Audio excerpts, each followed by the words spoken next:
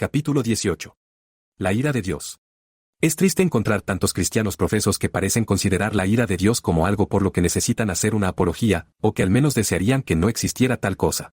Aunque algunos no irían tan lejos como para admitir abiertamente que la consideran una mancha en el carácter divino, están lejos de considerarla con deleite, les gusta no pensar en ella, y rara vez la oyen mencionar sin que surja en sus corazones un resentimiento secreto contra ella.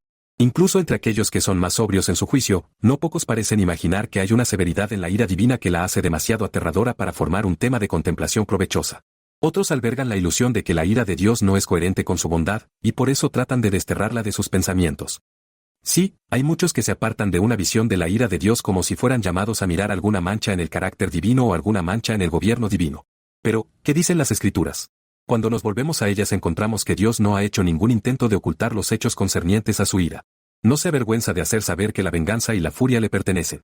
Su propio desafío es: mirad ahora que yo soy, y no hay Dios conmigo, yo mato, y hago vivir, yo hiero, y yo curo, ni hay quien pueda librar de mi mano.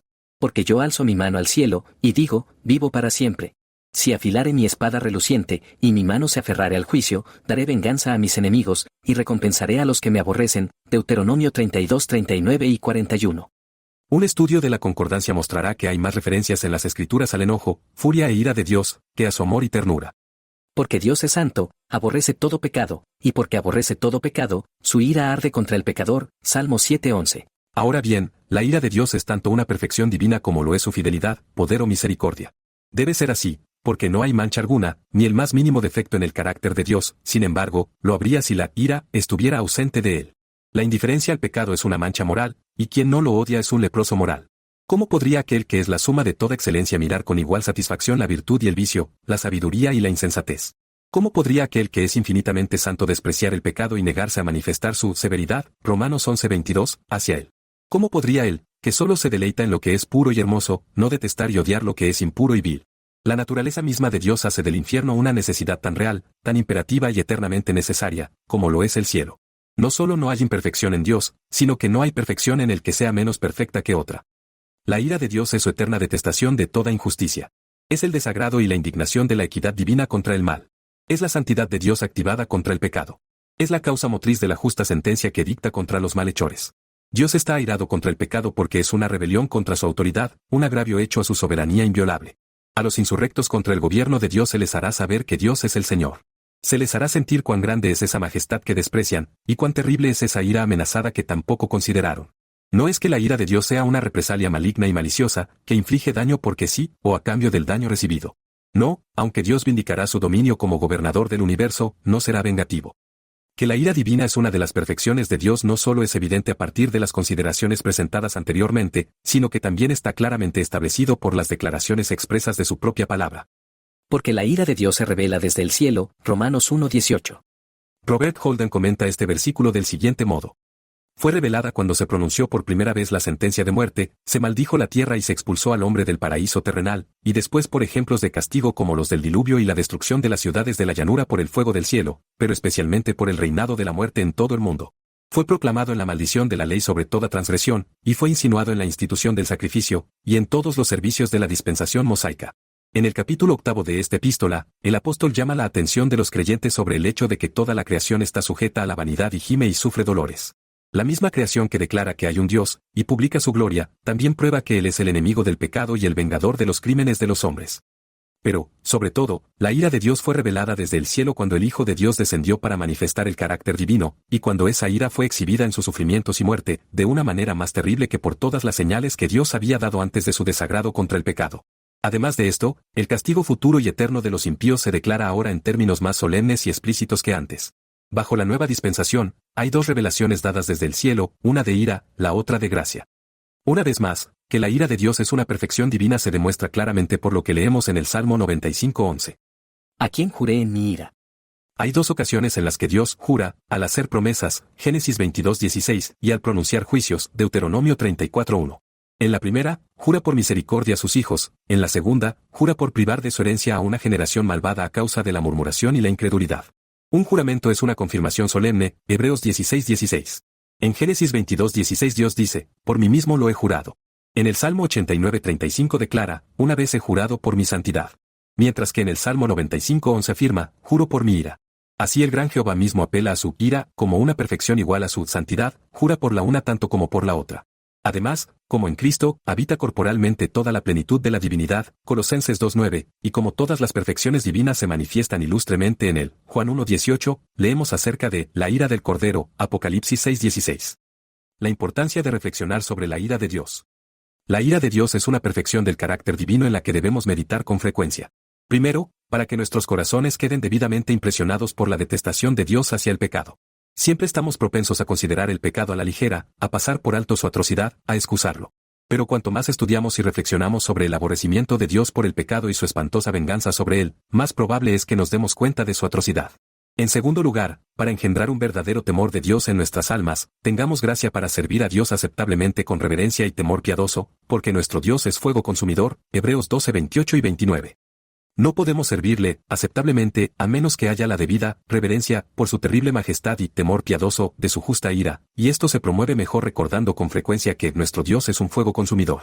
En tercer lugar, sacar nuestras almas en ferviente alabanza por haber sido librados de la ira venidera, Primera de Tesalonicenses 1:10. Nuestra disposición o nuestra renuencia a meditar sobre la ira de Dios se convierte en una prueba segura de la verdadera actitud de nuestros corazones hacia Él. Si no nos regocijamos verdaderamente en Dios, por lo que Él es en sí mismo, y eso debido a todas las perfecciones que residen eternamente en Él, entonces, ¿cómo mora el amor de Dios en nosotros? Cada uno de nosotros debe estar en guardia, en la mayor oración, para no concebir una imagen de Dios en nuestros pensamientos que siga el modelo de nuestras propias inclinaciones perversas. Antiguamente el Señor se quejaba. Pensaste que yo era en conjunto uno como tú mismo, Salmo 50:21. Si no nos regocijamos en el recuerdo de su santidad, Salmo 97:12, si no nos regocijamos al saber que en un día venidero, Dios hará un despliegue muy glorioso de su ira al vengarse de todos los que ahora se le oponen, es una prueba positiva de que nuestros corazones no están en sujeción a Él, que todavía estamos en nuestros pecados, y que estamos en camino a las quemaduras eternas. La justicia de Dios ejercida a través de su ira. Alegraos, oh naciones, gentiles, con su pueblo, porque él vengará la sangre de sus siervos, y dará venganza a sus adversarios, Deuteronomio 32:43. Y de nuevo leemos. Oí una gran voz de mucho pueblo en el cielo, que decía, Aleluya, salvación, y gloria, y honra, y poder, al Señor nuestro Dios, porque verdaderos y justos son sus juicios, porque ha juzgado a la gran ramera que corrompió la tierra con su fornicación, y ha vengado de su mano la sangre de sus siervos. Y volvieron a decir, Aleluya, Apocalipsis 19:1-3. Grande será el regocijo de los santos en aquel día en que el Señor vindicará su majestad, ejercerá su terrible dominio, magnificará su justicia y derribará a los orgullosos rebeldes que se han atrevido a desafiarlo. Si tú, Señor, marcaras, imputaras, las iniquidades, oh Señor, ¿quién se mantendría en pie? Salmo 133. Bien puede cada uno de nosotros hacerse esta pregunta, porque está escrito. El impío no permanecerá en pie en el juicio, Salmos 1:5. Cuando dolorosamente fue ejercitada el alma de Cristo con los pensamientos de Dios marcando las iniquidades de su pueblo cuando estaban sobre él. Estaba asombrado y muy apesadumbrado, Marcos 14:33. Su terrible agonía, su sudor sangriento, sus fuertes gritos y súplicas, Hebreos 5:7, sus oraciones reiteradas, si es posible, pase de mí esta copa, su último grito espantoso, Dios mío, ¿por qué me has desamparado?, manifiestan que temerosa aprensión tenía de lo que era para Dios marcar las iniquidades. Bien pueden clamar los pobres pecadores, Señor, ¿quién permanecerá en pie cuando el propio Hijo de Dios tembló tanto bajo el peso de su ira? Si tú, lector mío, no has huido en busca de refugio a Cristo, el único Salvador. ¿Qué harás en la crecida del Jordán? Jeremías 12:5. Cuando considero cómo la mayor parte de la humanidad abusa de la bondad de Dios, no puedo sino pensar como aquel que dijo, el mayor milagro del mundo es la paciencia y la generosidad de Dios para con un mundo ingrato. Si un príncipe tiene enemigos en una de sus ciudades, no les envía provisiones, sino que sitia el lugar y hace lo que puede para matarlos de hambre. Pero el gran Dios, que podría guiñar un ojo a todos sus enemigos para destruirlos, los soporta y los mantiene a diario. Bien puede mandarnos bendecir a los que nos maldicen, cuando él mismo hace el bien a los malos e ingratos.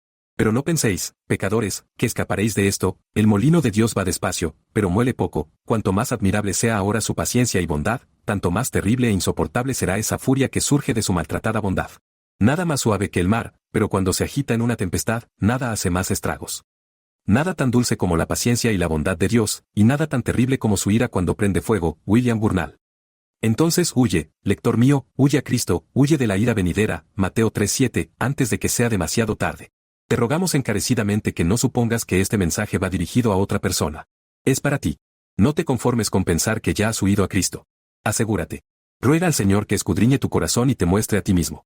Una palabra a los predicadores. Hermanos, ¿predicamos en nuestro ministerio oral sobre este solemne tema tanto como debiéramos?